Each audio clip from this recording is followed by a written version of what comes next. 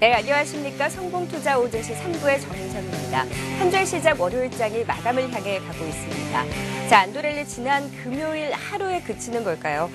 불확실성이 해소될 것이라고 믿었던 미국 FOMC 회의 이후에 결국에는 금리 동결을 했음에도 불구하고 이전과 시장이 좀 달라진 것이 없는 모습입니다. 동결보다는 글로벌 경기 둔화에 대한 우려가 커지면서 여전히 불확실성이 가득한 가운데 우리 시장 모두 오늘 약세권에서의 움직임을 보였습니다.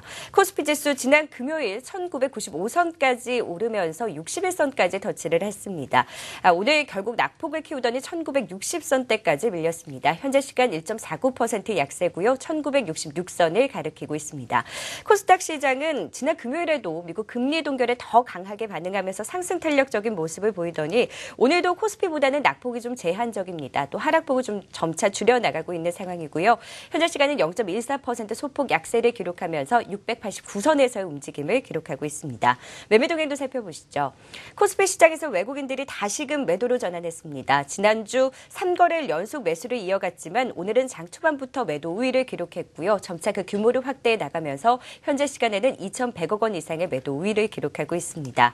여기에 기관이 연기금이 매수에 나서주고 있기는 합니다만 역시나 1,000억 원이 넘는 매물을 내놓으면서 외국인과 기관의 동반 매도가 나타나고 있고요. 코스닥 시장도 마찬가지입니다. 전거래에 1,000억 원 넘게 사주면서 강하게 이끌어줬던 외국인이 오늘 다시금 매도로 전환하고 현재 시간 300억 원 이상의 매도 우위를 기록하고 있습니다.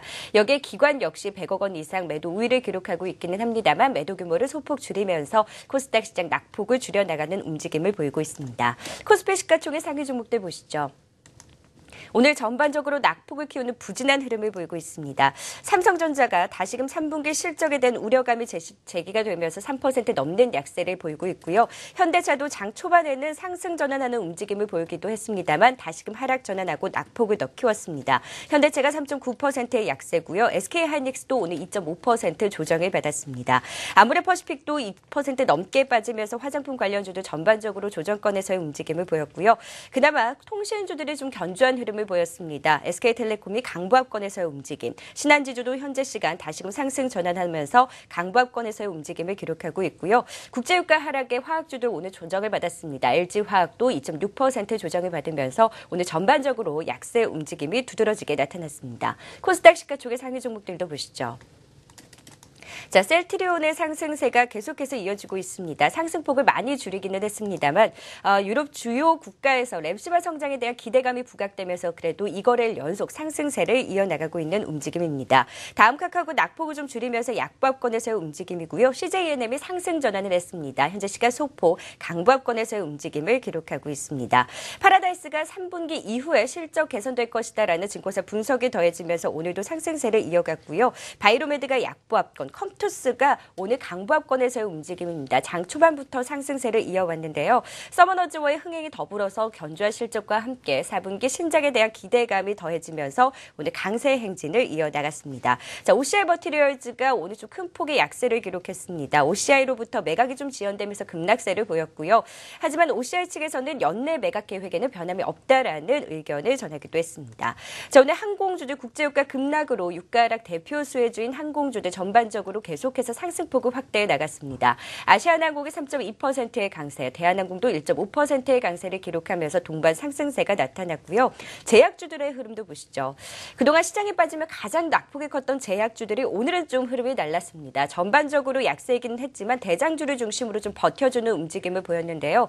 LG생명과학이 2% 넘는 강세, 오늘 한미약품도 상승세를 이어가는 움직임을 보였고요. 바이오 관련주들도 보시죠. 이제 옥석 가리기가 좀 나타나는 것 같습니다. 개별 호재 뉴스가 있는 종목들 위주로 상승세가 나타났고요. 녹십자셀이 5.2%의 강세, 전거래일에 이어서 계속해서 상승세를 이어갔고요. 코미팜도 2.2%의 오름세를 기록하면서 바이오 관련주들 그래도 견조한 상승세를 보였습니다. 한세시럽도 보겠습니다. 원달러 환율이 다시금 강세를 보이면서 의류 OEM 관련주들의 상승세가 두드러지게 나타났습니다. 환율 효과와 함께 베트남 공장의 공급 능력이 향상되는 등 중장기 성장 시장에 대한 기대감이 더해지면서 오늘 한세실업뿐만 아니라 태평양물산도 동반 상승세를 보였습니다. 한세실업이 점차 상승폭을 확대해 나가면서 5.4%의 강세를 기록하면서 장대 양봉을 그려냈고요. 오늘 유아용품 관련주들도 시세가 좋았습니다. 중국인 관광객 수가 회복세를 보이면서 강세를 보였고요. 아브가방 컴퍼니가 2.6%, 보령 메디앙스도 1.8%의 강세를 기록하면서 계속해서 상승세를 이어왔습니다. 오늘 SGA의 흐름도 좀 보겠습니다. 계속해서 삼성페이 관련주들의 급등세가 눈에 띄게 나타나고 있죠. 그 가운데 보안주들의 흐름이 좀 돋보입니다. 통합보안솔루션 업체인 SGA가 수혜주로 부각이 되면서 지난 금요일에 이어서 오늘도 상한가 행진을 이어갔습니다. 사물인터넷 관련주들도 시장 흐름 대비 상승세가 좀 두드러졌습니다. 개별 호재 뉴스가 좀 영향을 준 종목들의 흐름이 강했고요. 코콤의 경우에는 어린이집 내에 CCTV 설치를 의무화한다라는 소식에 그 관련주들과 함께 오늘 동반 상승세를 기록했습니다. 마감 상황 간략하게 정리해드렸고요. 계속해서 마감 중계 함께해 주실 두 분 모시도록 하겠습니다. 유한타증권 영업부의 박우신 차장, 한국투자증권 이프랜드의 허윤정 연구원과 함께합니다. 어서 오세요. 네, 코스피 시장 오늘 외국인의 매도가 다시금 이어졌습니다. 동시효과 상황 어떤지 좀 하나하나 짚어볼까요? 예, 일단 금일 코스피 시장 같은 경우는 이제 장 초반에 강한 하락을 보인 이후에 사실 장 후반, 장 마감 무렵까지 지속적으로 낙폭을 회복을 하지는 못하는 그러한 흐름을 보였습니다. 특히나 이제 최근에 수급적으로 외국인들이 3거래일 연속 순매수를 해주면서 그동안의 매도 기조에서 벗어나는 모습을 보였지만 금일 같은 경우는 다시 한번 매도 흐름을 보여주면서 일단 연속성의 결여가 좀 나타났다라는 부분이 시장에는 좀 부담감으로 작용을 한 것 같고요. 역시나 이제 금리 동결에 대한 각기 다른 해석들이 현재 시장에는 존재한다라고 보시면 될 것 같습니다. 주말을 넘기면서 이제 시간을 두고 이제 생각을 하다 보니까 시장 참여자들 자체가 이러한 금리 동결에 대해서 다른 해석들을 내놓으면서 시장에 지난주에 강했던 그런 부분들을 어느 정도 되돌리는 정도로 하락을 했다라고 보시면 될 것 같습니다. 네, 코스닥 시장 역시 약세 흐름을 보였습니다. 동시효과 상황 어떤가요? 네, 동시효과의 경우에는 현재 지금 688선 정도 마감 중 예상이 되고 있습니다. 네, 종가 지금 확인하고 오시죠. 한국경제신문이 3시 증시 마감을 알려드립니다.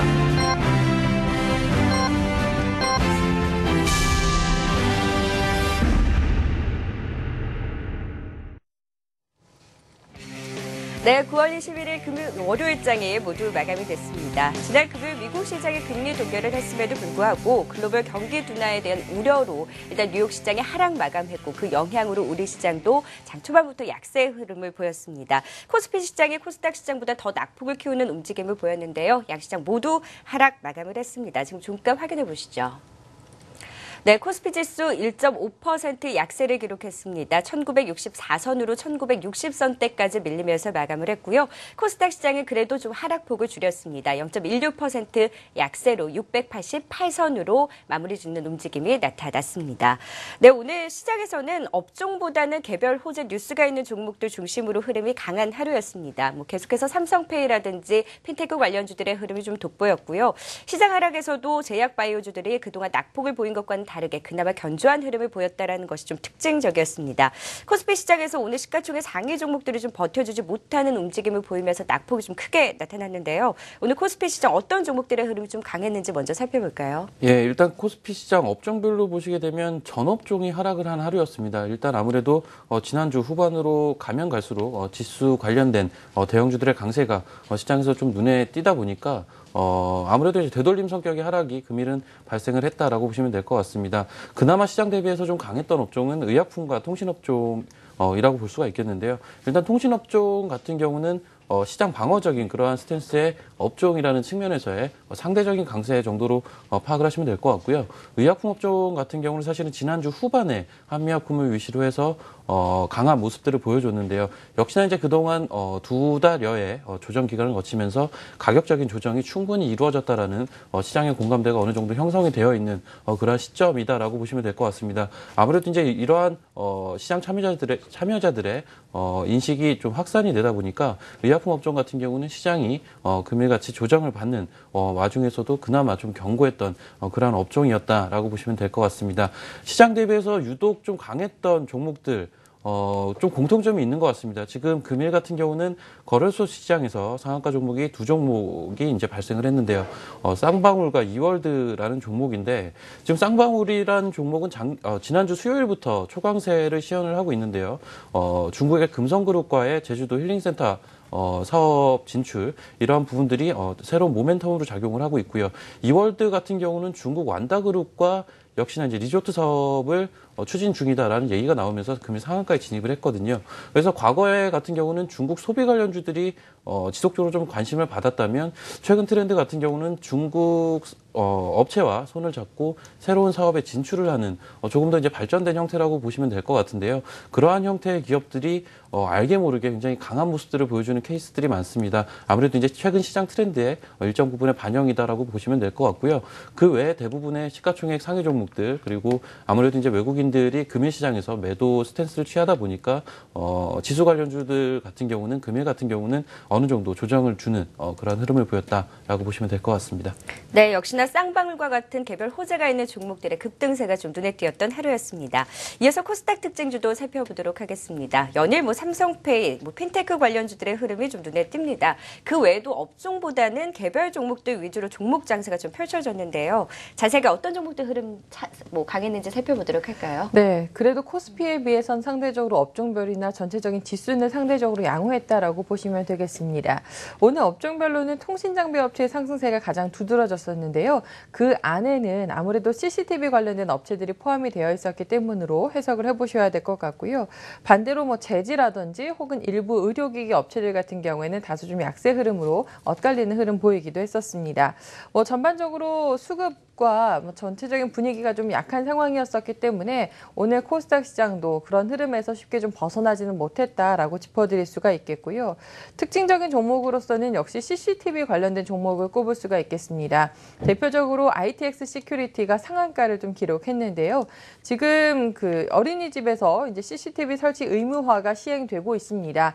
12월 18일까지 설치를 완료해야 되기 때문에 CCTV를 직접 생산하거나 솔루션 관련된 업체들이 오늘 굉장히 시장에서 관심이 두드러졌다라는 말씀을 드릴 수가 있겠고요. 그 밖에 또 신진SM이라는 종목이 오늘 시장 대비 상당히 강한 상승 흐름을 보였죠. 7.3%의 상승 흐름을 보였는데 플레이트에 관련 사업을 영위하고 있는 업체인데요.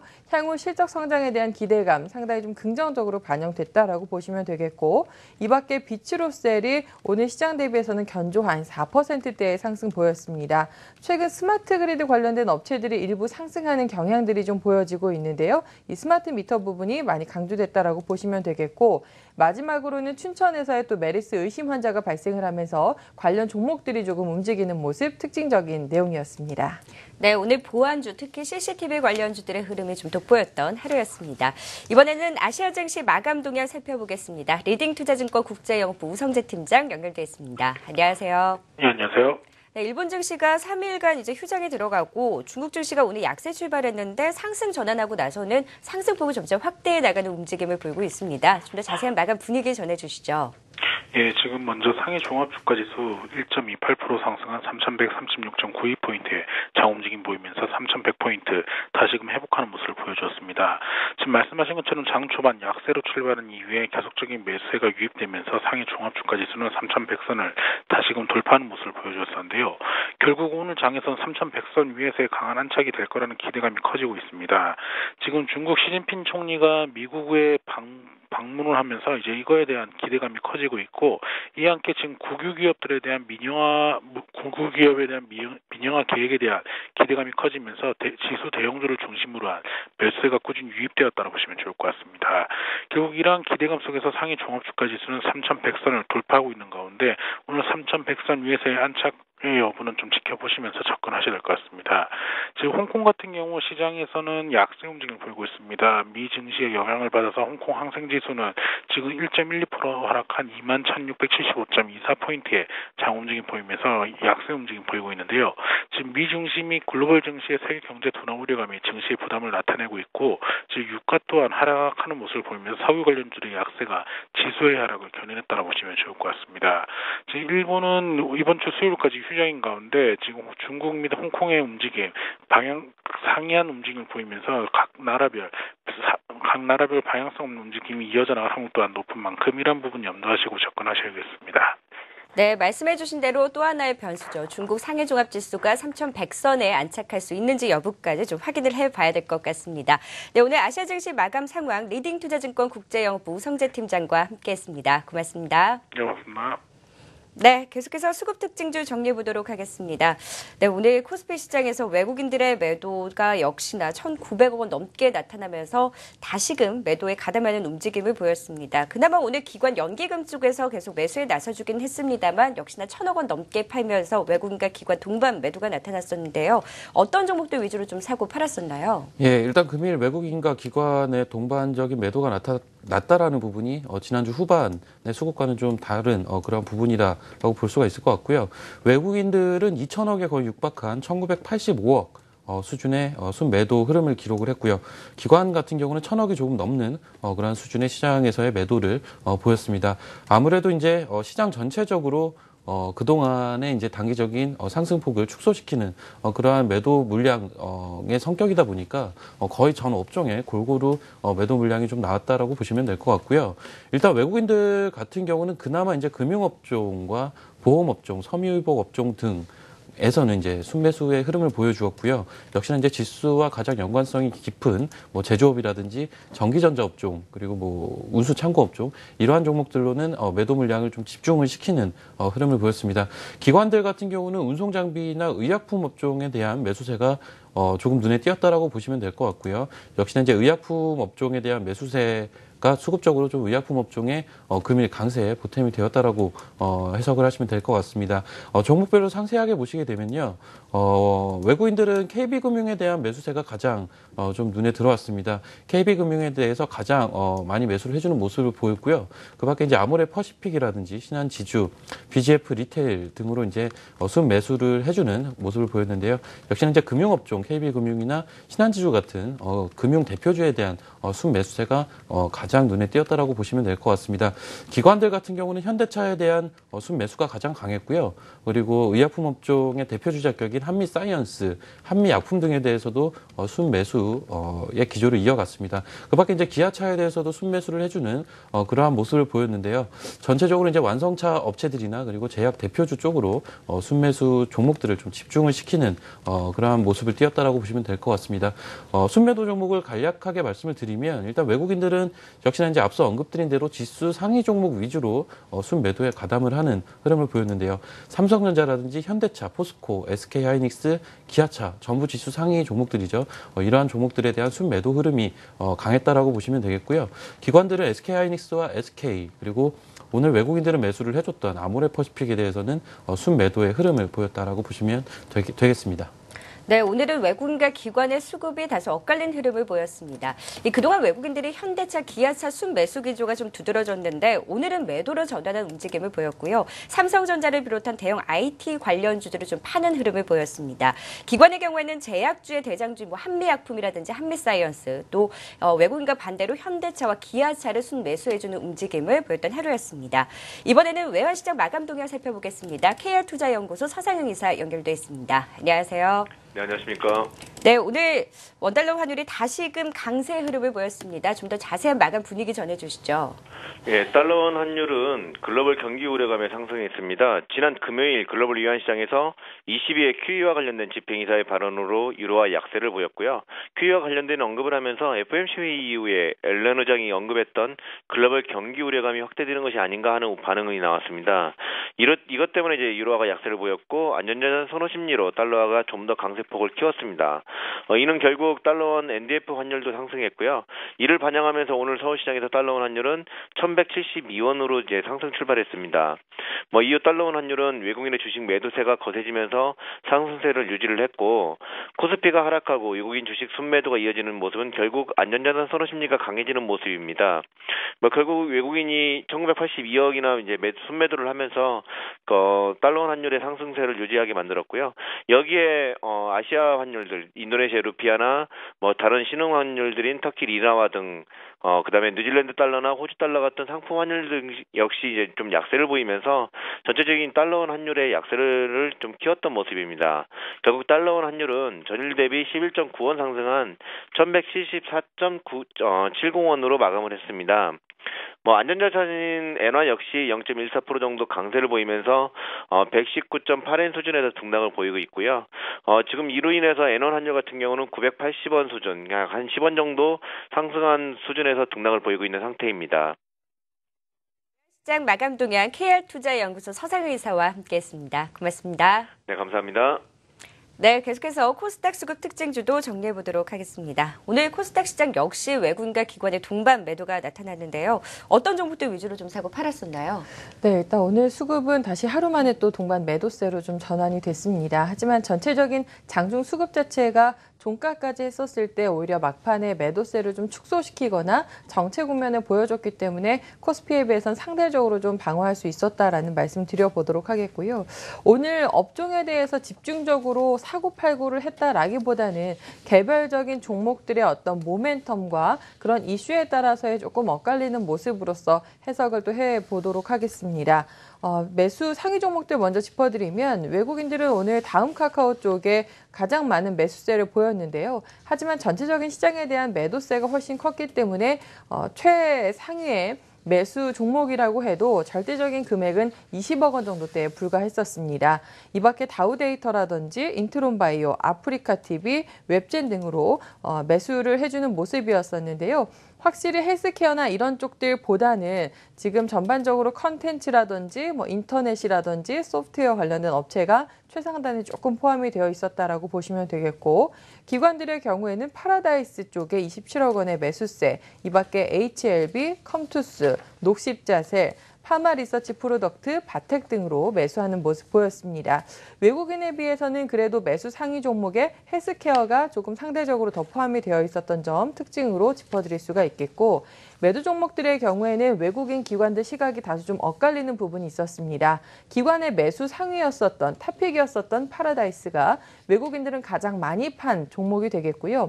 하지만 이건 역시 매도 규모가 20억 원대에 불과해서 한 업종이나 종목을 집중적으로 역시 팔았다기보다는 좀 고른 매도세의 성격으로서 해석을 해볼 수가 있겠습니다. 이 밖에 기관들의 경우에는 오늘장 OCI 머티리얼즈를 가장 많이 매도를 해줬는데요. 37억 원 정도 규모였었고 그 영향으로서 일단은 8% 가까이 밀린 모습이었었고요. 레드비시 같은 경우는 오늘장 급등에도 불구하고 기관 쪽에서는 오히려 매도세가 상당 부분 집중된 점 특징으로 꼽겠습니다. 네, 오늘 코스닥 시장에서는 파라다이스에 대해서 외국인과 기관의 수급이 다소 엇갈린 흐름을 보였던 모습을 보였습니다. 네, 이번에는 선물 시장 상황도 살펴보도록 하겠습니다. 지수 선물 마감 동향 SK증권 서초센터의 정광욱 부장 연결돼 있습니다. 안녕하세요. 예, 반갑습니다. 네, 오늘 선물 시장도 좀 큰 폭으로 하락하면서 마감을 했습니다. 그래도 외국인들이 좀 매도 규모를 많이 줄이면서 마감을 했는데요. 좀 더 자세한 마감 상황 전해주시죠. 예. 글로벌 경기 둔화 우려로 코스피를 포함한 아시아 시장이 대부분 1%대 마이너스 흐름입니다. 현재 선물 지수는 237.10으로 전일 대비 4.2포인트 하락해서 마감했습니다. 지난 3일 동안 주식을 매수하던 외인은 금일은 주식 매도로 전환되었고 선물 역시 매도입니다. 미국 시장이 안정을 찾을 때까지는 상승은 좀 제한적으로 보입니다. 지난주 금요일 미국 시장은 만기 효과 금리 동결 후폭풍의 영향으로 하락 마감하였는데 금리 인상을 하지 못할 정도로 글로벌 경기가 안 좋다는 시각이 대두되면서 당분간 시장 흐름은 좋지 못할 것으로 보입니다. 큰 이벤트가 끝나고 이번 주는 무난한 시장 흐름을 예상했는데 월요일부터 5일선이 깨지면서 불안한 모습입니다. 이번 주도 쉽지 않은 장이 될 것 같습니다. 일단은 20일 이평선 232 정도는 지지될 것으로 예상합니다. 이상 선물옵션 마감 시황이었습니다. 네, 선물 시장 마감 동향 SK증권 서초센터 정광욱 부장과 함께했습니다. 고맙습니다. 예.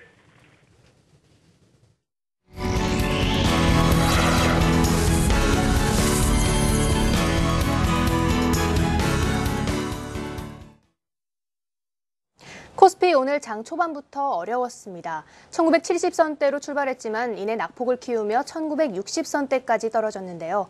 미국의 금리 동결 이후 불확실성 연장으로 관망세가 짙어지고 있다는 설명입니다. 외국인과 기관이 3천억 원 넘게 팔아치우며 지수를 꾸준히 끌어내렸고요. 오늘 1.57% 내린 1960선에서 마무리했습니다. 코스피 특징주 함께 보시죠. 네, 첫 번째 종목 쌍방울입니다. 쌍방울이 중국 기업과 함께 제주에서 리조트 합작 사업을 추진한다는 소식에 나흘째 급등하고 있습니다. 최근 고품격 휴양지로 새롭게 떠오르고 있는 제주도에서 중국 기업과 합작해 1조 원 이상을 투자해서 대규모 고급 휴양 리조트를 건설한다는 소식이 투자 심리를 자극한 것이라는 분석인데요. 쌍방울은 지난 16일부터 이틀간 가격 제한폭까지 치솟았고 오늘도 상한가 기록하며 2,895원에 마감했습니다. 다음 종목 아시아나항공입니다. 국제 유가가 하락하면서 항공주와 정유화학주의 희비가 엇갈렸습니다. 유가 하락에 따른 연료비 절감 효과 때문에 항공주들은 강세 보였는데요. 그리고 이 메르스 영향에서 벗어났고 또 유류 할증료가 없어지면서 이번 달 들어 양대 항공사의 국제 노선 발권자 수가 전년보다 두 자릿수 이상 증가한 것이 호재가 됐다는 설명입니다. 오늘 3.6%대 강세로 5,370원에 마감했습니다. 다음 종목 NHN 엔터테인먼트입니다. 최근 모바일 게임 프렌즈팝도 흥행에 성공을 했는데 곧 출시될 신작도 큰 흥행이 기대된다는 설명인데요. 신의 탑, 요괴워치 등 해당 신작의 원작들이 국내뿐 아니라 일본에서도 큰 인기를 끌고 있기 때문에 높은 성과가 기대된다는 분석에 오늘 0.7%대 강세로 종가는 64,700원입니다. 다음 종목 삼광글라스입니다. 삼광글라스가 장 초반부터 강세 보였는데요. 올해 3분기에 사상 최대 실적이 기대된다는 증권가 향후 전망이 호재로 작용한 것으로 보입니다. 오늘 0.8%대 강세로 종가는 93,700원입니다. 네, 마지막 종목 보혜양조입니다. 보혜양조가 요즘 큰 인기를 끌고 있는 과일 소주 시장 진출을 검토 중이라는 소식에 하락장 속에서도 급등 양상 보였는데요. 보혜양조는 시장 테스트용 과일 소주인 복분자의 은혜, 복받은 브라더를 출시했습니다. 이 상품은 대학 축제에 맞춰 만들어진 거로 정식 출시된 제품은 아닙니다. 하지만 전남 지역으로 판매가 확대될 것으로 예상되면서 오늘 11%대 강세로 2,245원에 마무리했습니다. 이상 코스피 특징주 살펴봤습니다.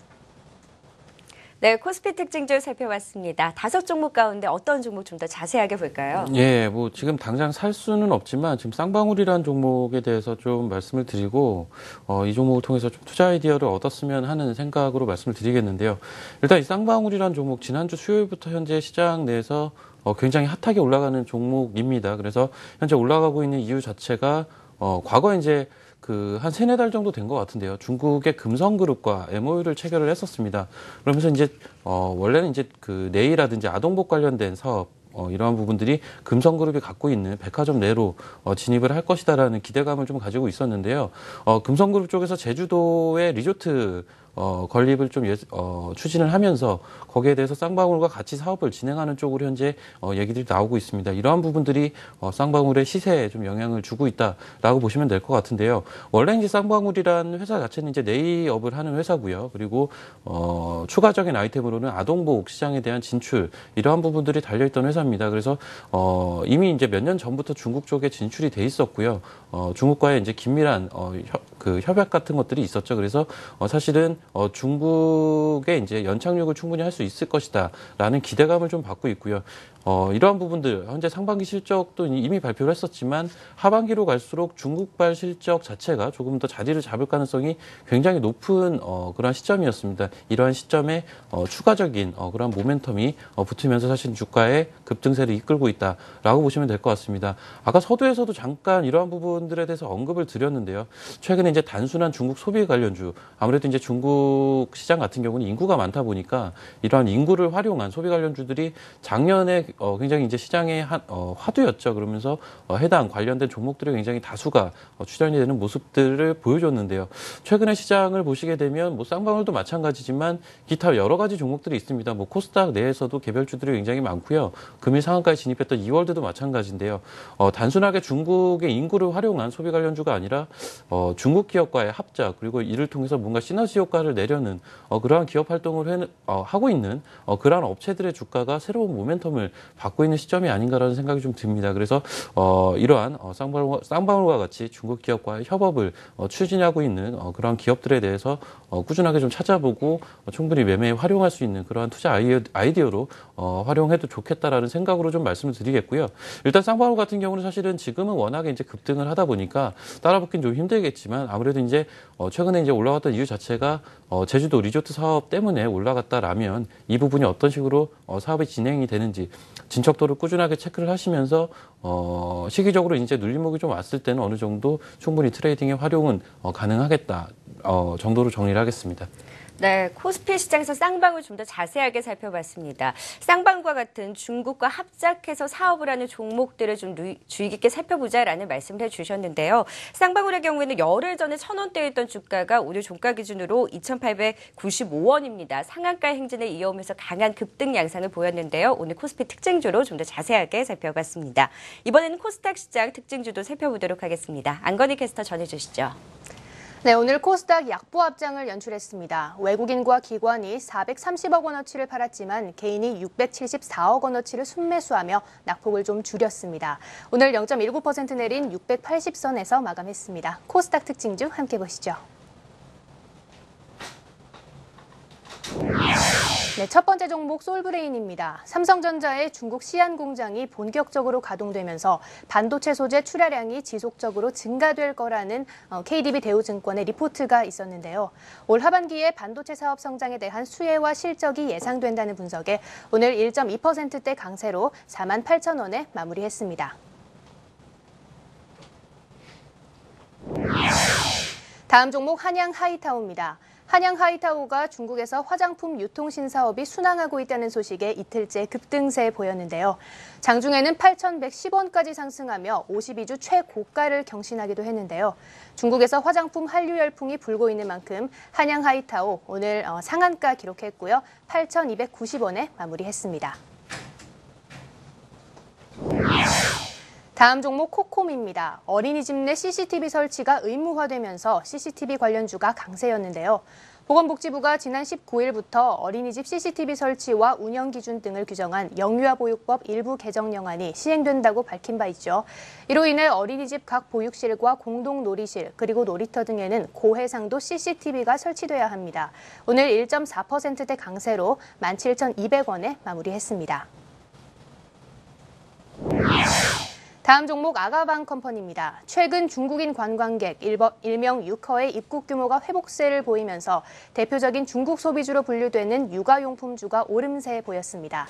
메르스 사태 이후 급감했던 유커들의 입국 규모가 지난달부터 회복 추세를 보이면서 다음 달 중국 국경절 연휴에는 완전히 정상화될 거라는 전망이 나오면서 오늘 2.6%대 강세로 종가는 11,750원입니다.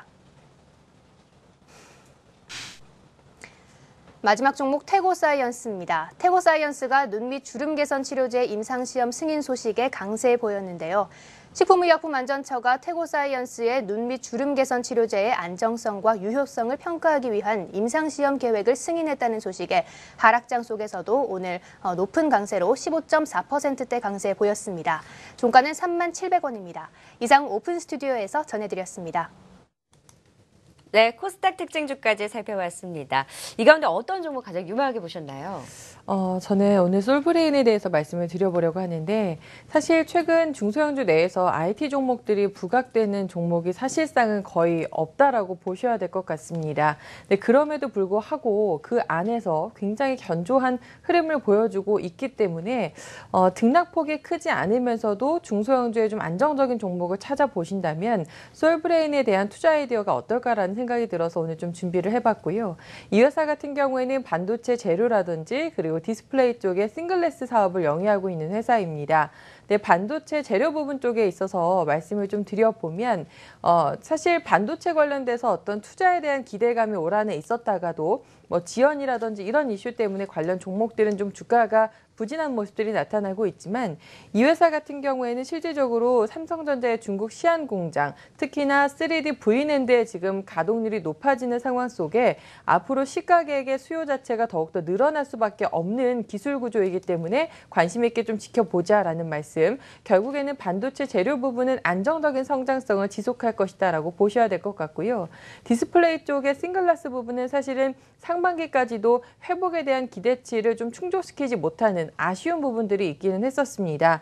그런데 싱글라스 사업부가 지금 3분기 같은 경우에는 이제 최대 고객사의 가동률 자체가 조금 개선되는 흐름을 보여주면서 아쉬움을 뒤로 하고 그래도 하반기에는 조금 더 개선될 수 있는 여건들이 마련이 되고 있다는 의미로서 안내를 좀 드려볼 수 있을 것 같고요. 자회사단들도 실적 개선을 통해서 기여도가 많이 높아지고 있기 때문에 IT를 좋아하시는 분들인데 전반적으로 IT에 대한 종목들이 많이 부진한 상황이다 보니까 괜찮은 종목을 찾고자 하신다면 솔브랜에 대한 관심 어떨까라는 말씀 좀 드려보겠고요.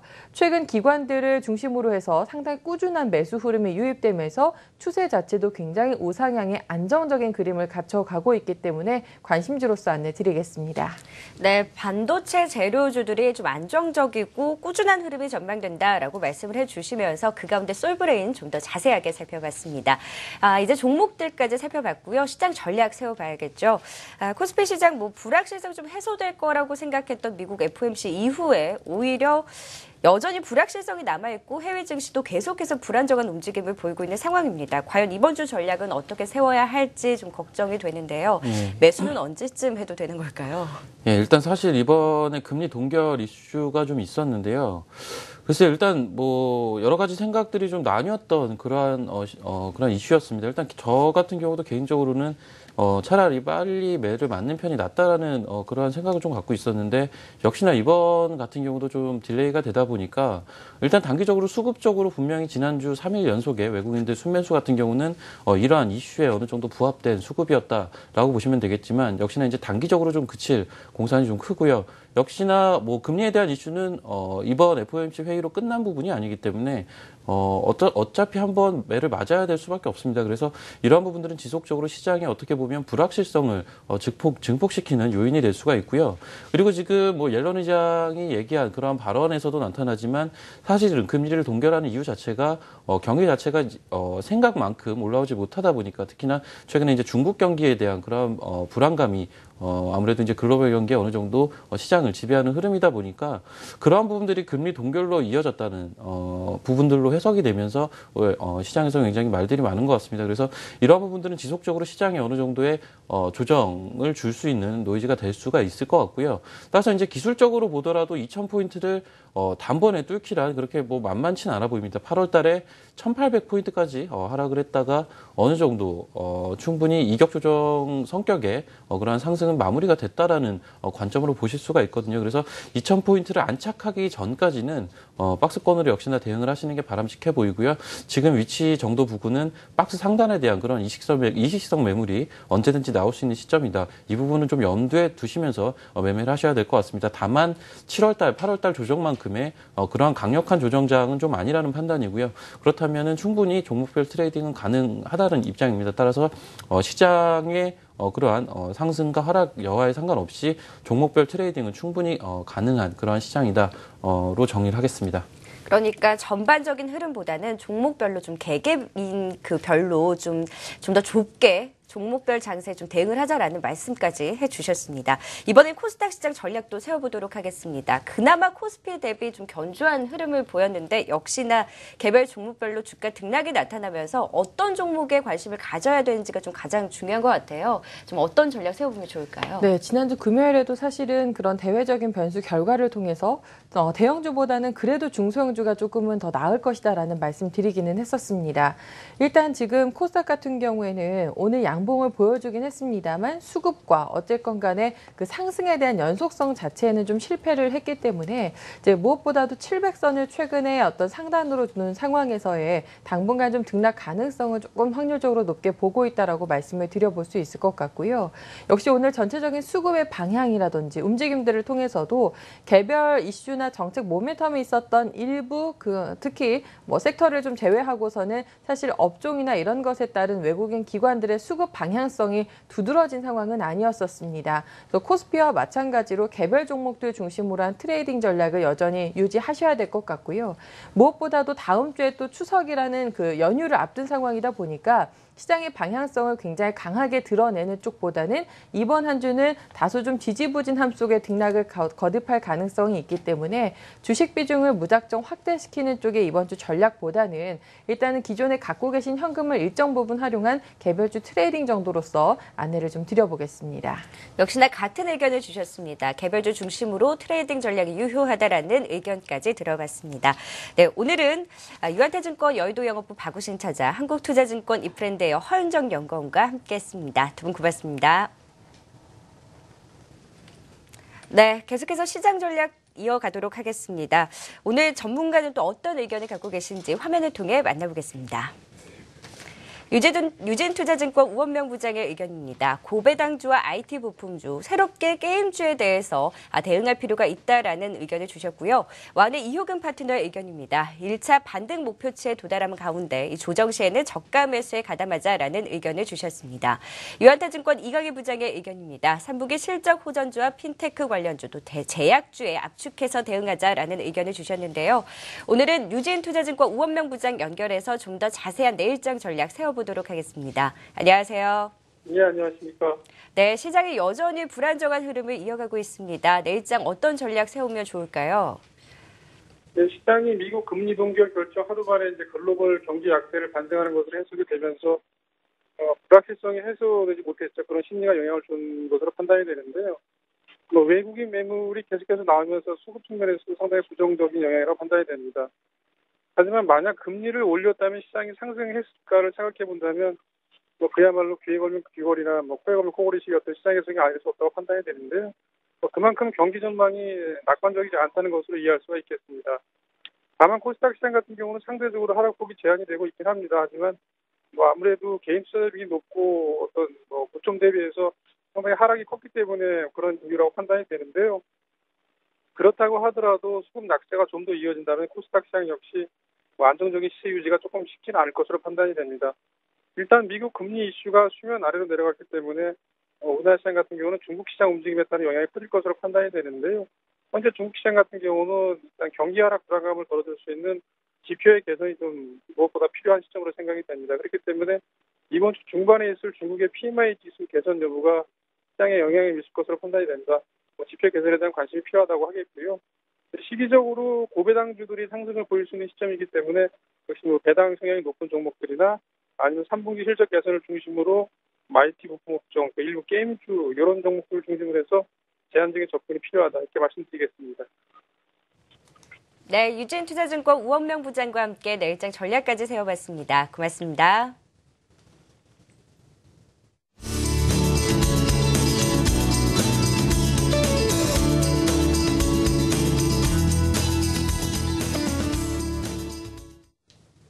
네, 김동엽의 스토리텔링 투자 시간입니다. 월요일은 SK증권 안산지점 김동엽 부장과 함께합니다. 안녕하세요. 네, 안녕하십니까?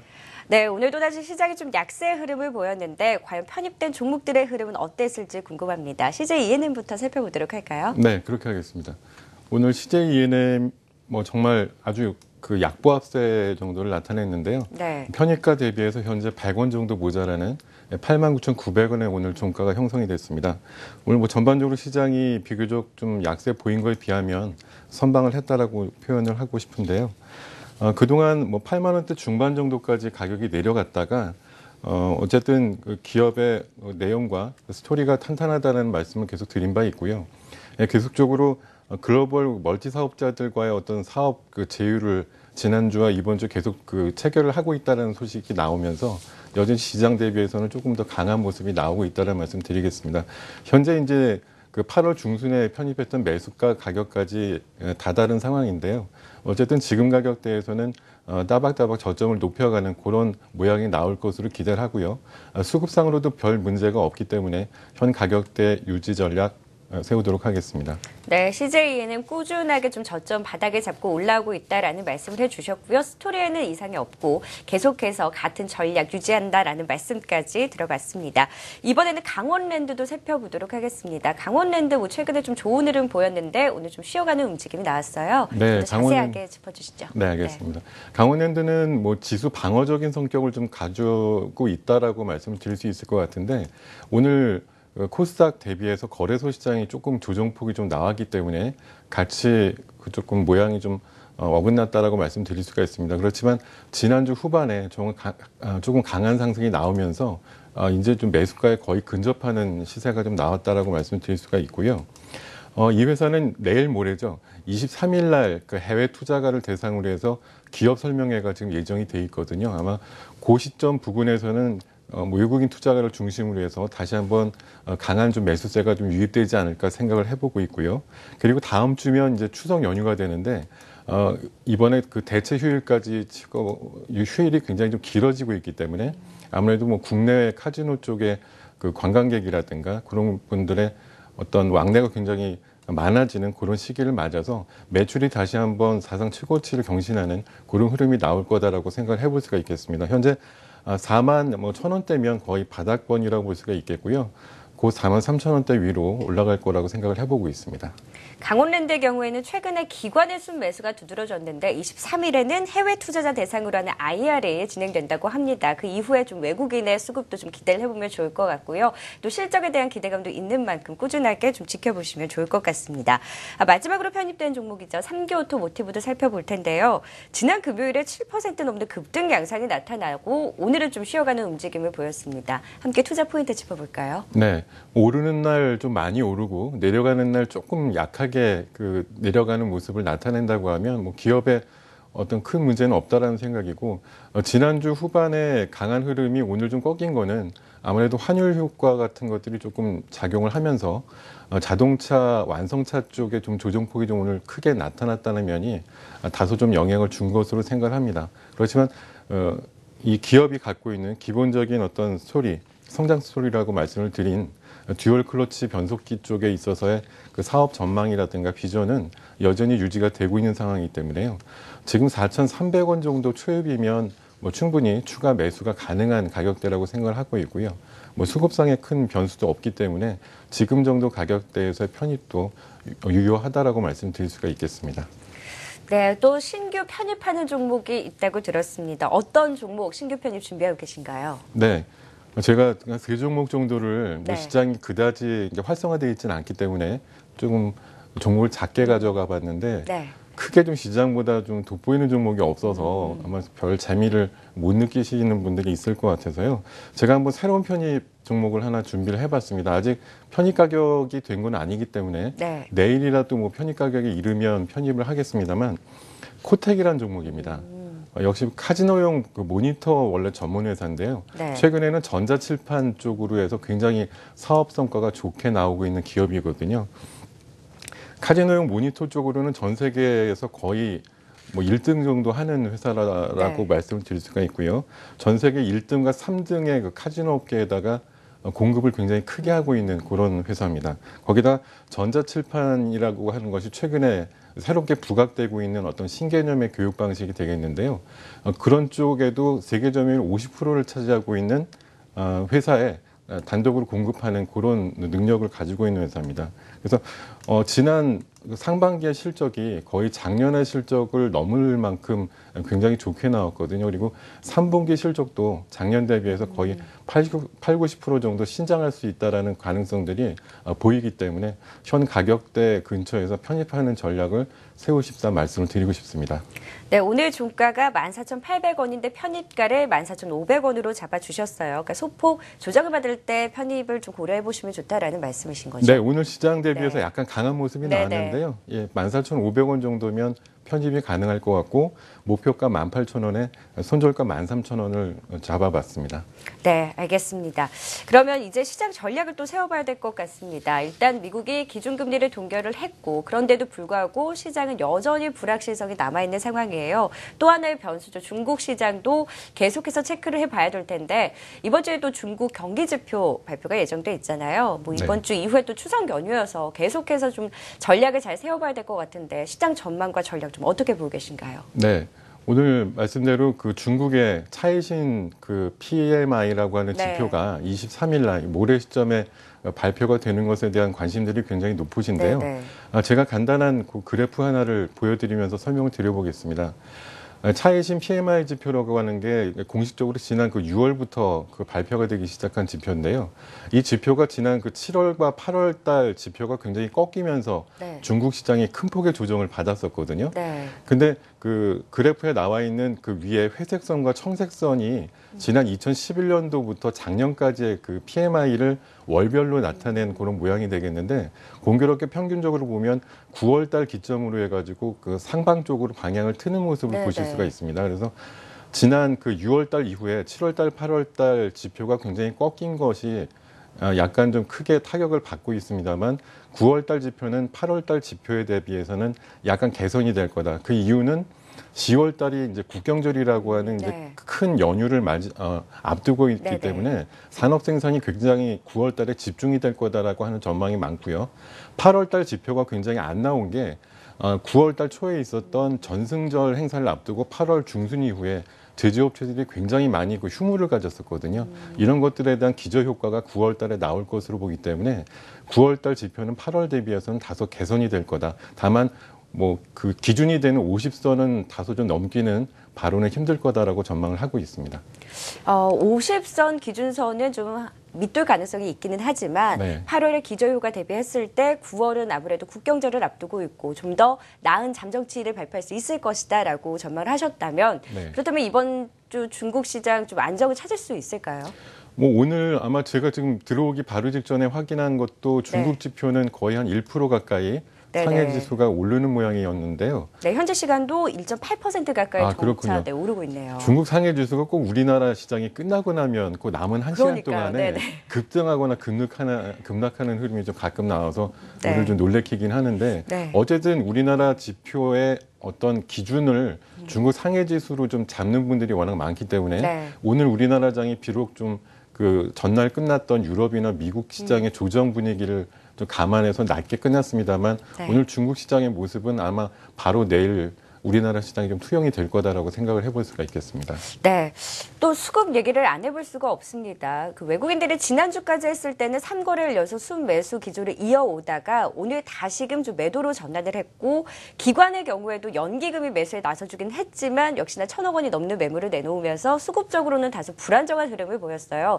이 수급의 흐름이 어떤 방향을 잡을지가 아무래도 우리 시장의 방향을 결정할 것 같은데 이 부분에 대해서 좀 어떻게 보고 계신가요? 네.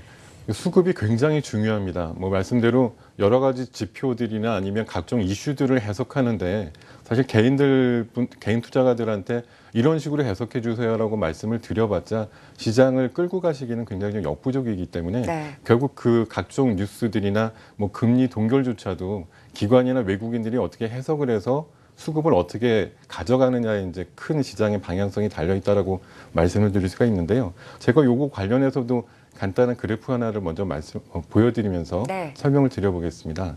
오늘 자료를 많이 준비하셨어요. 지난 2000년도부터 약 14년 동안의 평균적인 월별 연기금과 외국인의 그 수매수 모양을 한번 그래프로 만들어 봤는데요. 저걸 보시면은 대개 좀 계절적인 요인이 그렇습니다만 5월 달부터 한 8월까지는 외국인과 연기금의 순매수가 잠시 좀 주춤한 평균값을 나타내고 있는데 9월부터 순매수 규모가 굉장히 확대하는 모습을 보이고 있습니다. 올해 같은 경우는 9월 달 중순까지 연기금은 열심히 샀습니다만 외국인들은 좀 그러지 못한 모습이 나왔는데요. 지난주에 3일 연속으로 샀고 오늘 하루 조금 더 쉬어가는 모습이 나왔습니다만 평균적인 14년 동안의 어떤 그 통계치를 감안을 해서 보면은 뭐 9월 하순부터 10월 달부터는 본격적인 뭐 시장이 완전히 망그러뜨리지 않는다고 치면은 외국인들이나 연기금의 매수세가 다시 유입될 수 있는 그런 계절적인 요인은 만났다라고 볼 수가 있을 것 같습니다. 오늘 지난주 역시 말씀드리는 유럽이나 미국의 그 조정 장세 때문에 일부 또 우려를 하는 그런 이탈성 매물이 좀 나왔다고 생각을 하는데요. 오늘 중국 시장 끝난 것들을 좀 기반으로 생각을 해보면 내일은 수급이 조금 바뀔 수도 있지 않을까 이렇게 전망을 해봅니다. 그러니까 작년 월별 평균치를 봤을 때는 연기금과 외국인들이 9월을 기점으로 해서 순매수 규모를 좀 확대하는 움직임들이 나타났는데 네. 앞으로 좀 수급이 회복되는지 여부, 연기금과 좀 외국인을 중심으로 해서 지켜보면 좋을 것 같네요. 네. 그럼 마지막으로 이제 시장이 이렇게 좀 불안정한 흐름을 보이다 보니까 어디에 관심을 가져야 되는지 업종이라든지 종목에 이제 이야기를 나눠봐야 될 것 같아요. 네. 이렇게 앞서서도 쭉 살펴봤지만 개별 종목 장세가 계속해서 이어지고 있습니다. 네. 업종보다는 종목군별로 이렇게 흐름이 좀 주가 등락에 엇갈리는 흐름 보이고 있는데 네. 좀 어디에 관심을 가져보면 좋을지가 가장 궁금한 것 같아요. 네. 지금 시장으로 이제 구분을 한다고 하면 지난 주말에 삼성전자에 대한 그 실적에 대한 우려 그 얘기들이 나오면서 오늘 전반적인 그 거래소 대형주 쪽을 좀 하락 쪽으로 크게 이끄는 모습이 나왔고 삼성전자가 또 그거에 전면에 좀 나오는 모습이 나왔거든요. 뭐 양쪽으로 굳이 구분을 한다고 치면 주도주가 거래소 쪽 대형주 쪽으로는 삼성전자, 뭐 코스닥 종목은 아니지만 한미약품 정도가 그 코스닥을 대변하는 그런 모습을 나타내고 있거든요. 그래서 양쪽 그 가격이 종목의 가격이 어느 쪽으로 더 방향성을 트느냐가 아마 양시장 어떤 지수의 방향성을 같이 가름한다고 보셔도 될 것 같고요. 현재 그 가격대를 봤을 때 그리고 시장의 방향성을 봤을 때는 거래소보다는 코스닥이 조금 더 강한 모습이 나오고 있고요. 앞서서도 많은 말씀이 있었지만 지금 지수 단으로 크게 진행될 수 있는 분위기는 아직 아니다라는 그런 공통적인 그 생각들을 많이 갖고 있기 때문에 역시 개별 종목이나 아니면 정책적인 관련주들 그 개별 종목 중에 좀 이슈가 될 만한 것들 최근에 정책적으로 법령이 좀 통과돼서 이달 하순이나 내달부터 다시 시행이 되고 있는 여러 가지 법안들과 관련된 그런 종목들이 좀 관심들이 아무래도 많이 가 있습니다. 대표적으로 뭐 CCTV 관련주라든가 오늘 흐름이 좋았죠. 예, 인터넷 전문은행 관련된 그런 종목들 관련해서 많이 보셔야 될 거고 그렇기 때문에 이제 공통적인 분모가 들어가는 뭐 보안이라든가 인증 관련된 그런 종목들이 역시 앞으로도 당분간 시장을 좀 리딩할 가능성이 많다라고 볼 수가 있겠습니다. 그러니까 그 전에 계속해서 좋은 흐름을 보였던 보안 관련주라든지 핀테크 관련주 또 오늘 좋은 흐름 보였던 CCTV 관련주들에 좀 계속해서 관심을 가져보자라는 말씀까지 해주셨습니다. 오늘도 시장 전략까지 세워봤습니다. SK증권 안산지점의 김동엽 부장과 함께했습니다. 고맙습니다. 네, 감사합니다.